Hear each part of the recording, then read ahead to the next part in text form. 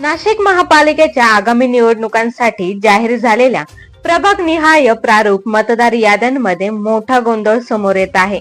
प्रभाग क्रमांक 6 मधील अनेक नागरिकांची नावे दुसऱ्या प्रभागात असल्याची गंभीर बाब उघड झाली आहे.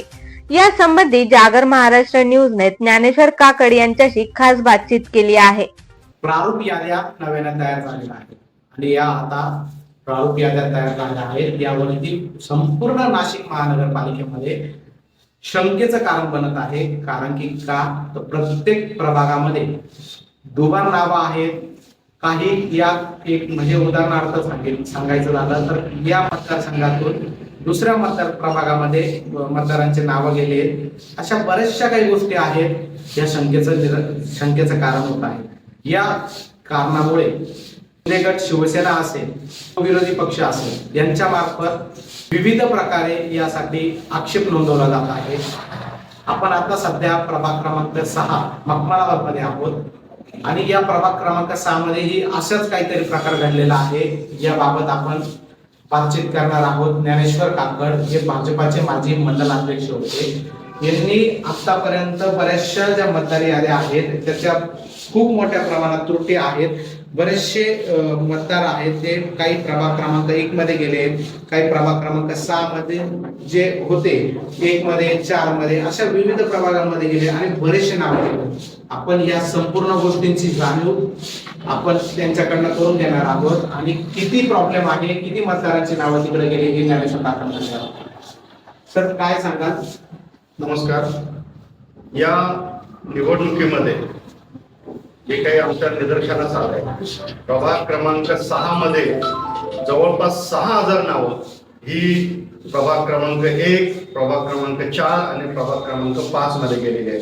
एकट्या प्रभाग क्रमांक 1 मध्ये 4500 नावं दिलेली आहेत. आता ही जी यादी आहे ही फक्त जे प्रभाग क्रमांक 6 मधील मतदार आहेत ज्यांनी विधानसभेला या ठिकाणी मतदान केलंय आणि आमचे मखमलाबादचे 30 ते 54 नंबरचे बूथ किंवा यादीचा भाग क्रमांक ज्याला म्हणतात ते सगळे त्यातले काही एवढ्या मोठ्या प्रमाणात मोठ्या संख्येने नावं हे प्रभाग क्रमांक 1 मध्ये गेलेले आहेत आणि ही प्रभाग क्रमांक 4. आता यामधील हे सगळे जे काही नावं आहेत 1000च्या आसपास प्रभाग क्रमांक 4 मध्ये गेलेले आहेत आणि उर्वरित हे प्रभाग क्रमांक 5 मध्ये हे सगळे नावं गेलेले आहेत. तर यामध्ये प्रशासनाला आमची विनंती आम्ही केलेली आहे आणि त्यावर अधिकारी कामही करतायत. परंतु आजचा अखेरचा दिवस आहे हरकती घेण्याचा. यामध्ये काही त्रुटी राहू नये आणि 6000 म्हणजे मोठी संख्या आहे. यामध्ये एवढ्या मोठ्या प्रमाणात लोक मतदानापासून वंचित राहतील कारण त्यांनी विधानसभेला आणि लोकसभेला इथे मखमलाबादच्या शाळांमध्ये इथल्या बूथवर मतदान केलेलं आहे आणि आता इथे शोधल्यानंतर नाव मिळालं नाही तर ते वंचित राहतील, घरी जातील. एवढ्या आपला निवडणूक आयोग हा खरोखर चांगलं काम करतो, परंतु अशा या त्रुटींमुळे हे लोक आपण एका मतदारासाठी अगदी डोंगराळ भागामध्ये एका जे डोंगरावर बूथ लावतो तर इथे 6000 नावांचा मतदारांचा प्रश्न आहे आणि हे मतदानापासून वंचित राहू नये. ते कुणाचे काय, ते कुणासाठी मतदान करतील, कुणाच्या कोणत्या विचाराचे याच्याशी आम्हाला काही कर्तव्य नाही. हे मखमलाबादचे आहेत आणि विशेषतः आमच्या कॉलनी भागातले मतदार आहेत. काही मखमलाबाद गावचे आहेत पण मोठ्या संख्येने आमच्या कॉलनी भागातले मतदार आहेत. तर कॉलनी भागातले मतदार हे मतदानापासून वंचित राहू नये हा आमचा प्रयत्न आहे आणि हा योगायोग म्हणावं की काय 2022ला जी निवडणूक लागली होती 3च्या प्रभागाची त्यावेळी सुद्धा असंच झालं होतं. त्यावेळी 8000च्या आसपास नावं हे पलीकडच्या प्रभागात गेली होती. हा असा योगायोग हा वारंवार प्रत्येक निवडणुकीत कसा होतो हा आमचा प्रश्न आहे आणि सध्या तरी आम्ही याला चूक म्हणतोय. जोपर्यंत ते दुरुस्त होत नाही, हे दुरुस्त जर झालं नाही किंवा यामध्ये आणखी काही त्रुटी राहिल्या तर ती चूक नसून तो काहीतरी कुणाचं तरी षडयंत्र या ठिकाणी राहू शकतं असं आमचं ठाम मत आहे. म्हणजे तुम्ही आता उल्लेख केला की 2022च्या वेळेस ज्या प्रभाग क्रमांक 3चा जो होता त्यावेळेस सुद्धा असंच घडलेलं होतं, पुन्हा घडलेलं आहे. म्हणजे हे जाणून बुजून तुम्ही उल्लेख केलेलाच आहे एकंदरीत. पण हे काही लोकांसाठी किंवा काही घटकातली लोक आहेत त्यांच्यासाठी हे खरं केलं जात आहे का? आता सध्या तरी आम्ही याला चूक म्हणतोय आणि प्रशासनाने ती मान्य केली आहे, त्यावर ते काही काम करतायत. जोपर्यंत 10 तारखेला ज्या अंतिम यादी प्रसिद्ध होईल त्यामध्ये जर ह्या चुका दुरुस्त झाल्या तर ती आम्ही त्याला म्हणू की खरोखर चूक होती. पण जर त्यामध्ये काही त्रुटी राहिल्या तर मग त्यामध्ये संख्येला वाव राहील.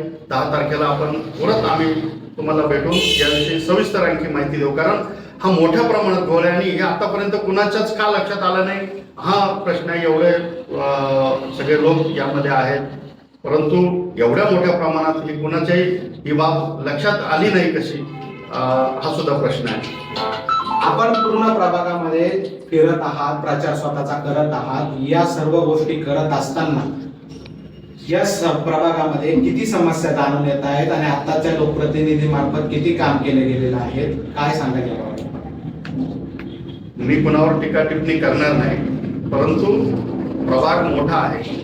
खरं तर मागेच मी वर्तमानपत्रांमध्ये त्या संबंधी लिहिलं होतं की जे 23 खेडे नाशिक महानगरपालिकेला जोडले गेले आहेत, या सगळ्या 23 खेड्यांमध्ये मोठा अनुशेष विकासाचा राहिलेला आहे. अनेक ठिकाणी रस्ते नाही, पाणी नाही, लाईट सगळीकडे पोहोचलेले नाही आहेत. त्यामुळे हे सगळ्या 23 खेड्यांचे लोकप्रतिनिधी, तिथले मतदार, नागरिक या सर्वांना घेऊन खरं तर हा सामूहिक प्रयत्न किंवा सामूहिक लढा व्हायला हवा होता, पण दुर्दैवाने तसं होताना दिसत नाही.